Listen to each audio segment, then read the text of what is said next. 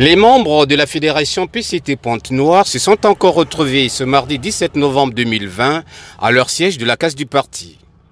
Cette fois-ci pour la commémoration de l'an 13 de la disparition du camarade Ambroise-Édouard Noumanzalaye. Journée de souvenirs célébrée sous le thème Ambroise-Édouard Noumanzalaye et le combat pour l'unité, la cohésion et la discipline au sein du parti. Ce devoir de mémoire a été marqué par deux temps forts. Le premier, celui de l'évocation qui a permis au public de découvrir les grands mérites dont le camarade Noumanzalaye a fait montre tout le long de sa carrière politique.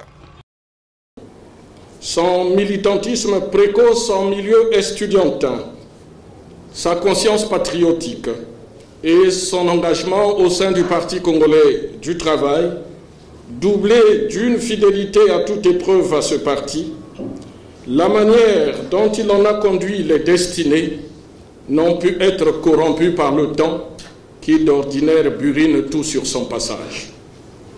Il en est ainsi parce que l'homme a réellement marqué de son empreinte la vie du Parti congolais du travail, au point où le thème commémoratif de l'an 13 de sa disparition est plus qu'évocateur. Je cite Ambroise-Édouard Noumanzalaye et le combat pour l'unité, la cohésion et la discipline au sein du parti. Fin de citation. Le deuxième et dernier temps fort a été consacré au dépôt de la gerbe de fleurs devant la photo de l'illustre disparu. Geste exécuté par Jean-François Kando, président du Conseil fédéral PCT Pointe-Noire.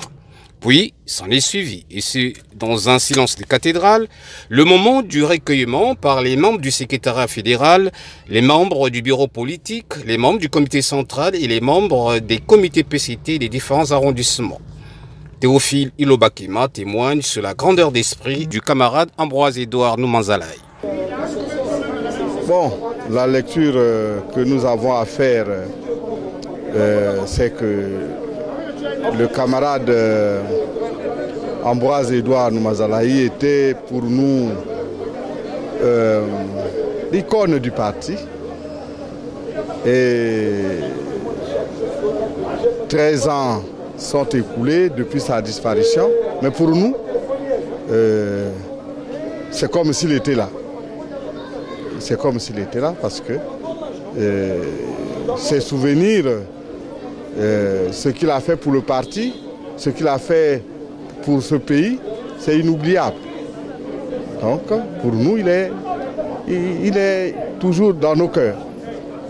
Voilà. C'est cette lecture que nous faisons. Nous le gardons comme si il était vivant.